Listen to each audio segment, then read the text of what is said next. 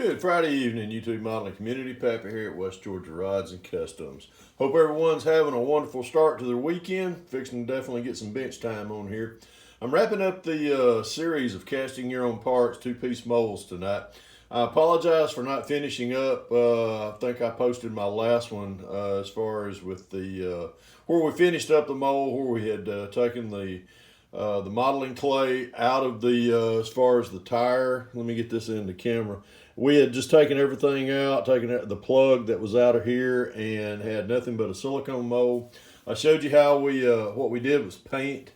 Kind of used the actually Vaseline and petroleum jelly, or Vaseline petroleum jelly.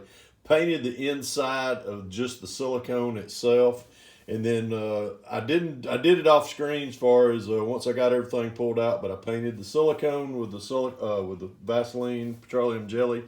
I use that as a just a not really a mold release, but more of when you got two silicone surfaces on a two-piece mold meeting each other, they will bond to each other. As long as you have to have some kind of a release agent between the two pieces if you want that silicone mold to come apart.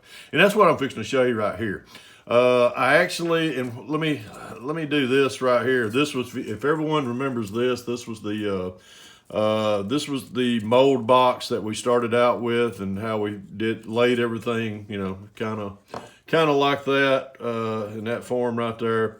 Had the modeling clay on the bottom, then formed the modeling clay around the tire all the way up about halfway, put a pour spout in, and then we poured that and whole 9 yards. Anyhow, I tore it apart. I'm sorry, no sense in showing you how I tear this apart. I just take a razor blade, just really slide it down the middle and just peel it right out of there. Now, once you pull the mold apart, it might be a little sticky. It might be a little slither here and a little slither there. Just take an X-Acto knife, open it up, spread it open, just kind of just make little fine cuts down through there if you've got some little pieces of silicone that may have adhered to each other.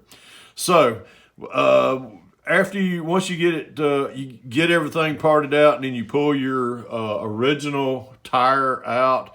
Just save that. That's it's filled up. If you ever want to make another mold out of it, or you can take it out and reuse. Use it for a build or whatever you're going to do. But kind of defeating the purpose, because this is what we're doing. What I did and what I've got right here. If you notice, I've got the. This is the mold that we made this week. And what have I already done? Man, I've already cleaned it up.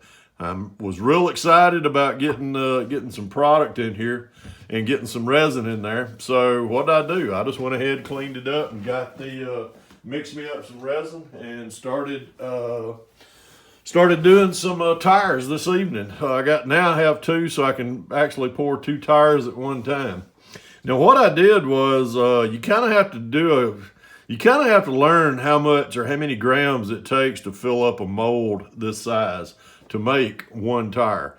One tire generally, and what I've been using here is the Alumilite RC3 Part A, Part B resins. So it takes, to fill just this one mold up right here, probably about 20 grams of resin. And I've had some questions, and great questions too, I might add. Pappy, do you paint these? No, I don't. I dye them. You can get this stuff. It's available at Hobby Lobby. It's made by Alumilite. It's just a black resin dye. It doesn't take much. And what you do is, when you start mixing the Part A, which is the clear, you can tell it's the clear stuff. Once you get 10 grams of that, because this stuff, the resin mixes 1-to-1. So basically 10 grams of Part A, 10 grams of Part B. And before you even mix Part B together, you put your 10 grams of Part A in and measure it out. Take a craft stick and just put you a dot. That's all it takes, just one dot of this resin dye. Swirl that around in the clear Part A resin, and it just instantly turns black. Just mix it up real good. Doesn't take a lot. Like I say, just a dot on the end of a craft stick. Mix it up. Then zero your scales out. Put you 10 more grams of this in there. Mix that up for about probably 30 seconds, and then pour that down. As you noticed in both these two mold boxes that I've got right here, you'll notice that I've got enlarged the pour spout a little bit, and it just allows you basically like a funnel. You can pour it down in there a lot easier than trying to hit that little small hole right there. And what I do as I'm pouring it, I've got it mixed up in like a little small paper cup, and just pouring that in there. And as I'm pouring it, I'm kind of taking that mold and just letting that resin kind of not slosh, but I'm just kind of, if there's any air bubbles that may be trapping in there, it kind of moves them around. And then as that level of resin comes up in here, it's pushing that any air bubbles that may be trapped in there out. And it's also coating the inside of that mold as you come up. And then once you get to the top of the pour spout, quit. Then I mixed up another, and I've got 2 tires that we're fixing to pull out of the mold box. What are these things right here that I've got around here? These are just Lexan strips that I've got cut about 2 inches, 2 inches wide this way, and probably about 4 inches this way. And what it does, it allows me to kind of clamp down on this mold to keep anything as far as resins leaking out from the crack. So, and I just take them, sandwich it together, wrap some rubber bands around it. I've got one that's actually a little bit longer than the other. So, but let's open these up. Let's have a little fun, guys. This is, I'm hoping that I'm going to have a good Pro Street tire as I open this up. And let's set this over to the side. Set that, get that out of the way. Let's get this into camera, into view. And as you can tell, now this is the mold that I made this week that everyone watched me, you watched what I did. Now I'll just take it and just kind of see how easy, and you see where the indexers are at in there. And here we go. We got a tire about to be born. Take a look at that. One big fat Pro Street meat ready to cut that spout off. As far as the pour spout, as you can tell, that's all it is just a pour spout. And you can see where you got your plug, the plug that was down in there. And there we are, a perfect Pro Street tire. Let me see if I can kind of zero. Oh man, the light's not good in here tonight. But the tread on this tire is just wonderful. You can even actually see, you can even read the Sportsman on the side here, and Mickey Thompson print around the side. But these tires, I love these things. These are great for, and as you can see, there's no flash at all. If there is, there's very minimum. And I can barely feel it with my finger. You can take a sanding stick, sand that off just a little bit, and it'll actually put a little aggression to the tread itself and it'll look just like a regular, just like you would a regular tire. Yes, as you can tell, these are solid resin tires. So all you will wind up doing is take you a pair of snips, cut that off, sand that down. Remember, that always goes up into the top of the wheel well. And the wheels that I've been molding here the last couple of weeks fits right down in there perfectly. Sometimes you may have to take maybe a hobby knife and trim around in there, or maybe take your Dremel and clean that out a little bit where they'll slide in there. But perfect Pro Street meat right there. Let me put the mold. See how easy the molds go back together? I mean, it's just and there you gotta just cut 4 little indexers, and there's no way to get them misaligned because of the pour spout. And as you can tell, see how easy it is? They just, boom, go together. Now, I talked about care of the molds. I had a question the other day that asked me, Pappy, how many sets of tires can you pour out of one mold? With proper care of these, as long as you're not having to pull them apart aggressively or anything like that, Proper care is just taking them in there after you pour a couple of sets, wash them out with warm soapy water, set them out, let them dry. You can buy some silicone release spray that you can just a couple of spritzes in there and let it dry, and that keeps that silicone kind of lube. Silicone's a natural, or it's a lubricant anyhow. So you can just, once you do that, just set it aside, and you can probably get hundreds, I guess. I don't know how many I'm gonna be able to do out of this set right here. Let me pull the, well, cut that rubber band right in half. These things are sharp, so.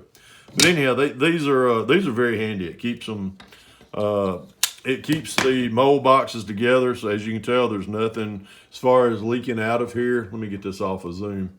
And what I'm fixing to create another tire here. I'll have 2 sets of tires. Let me set that one right there so everyone can see it.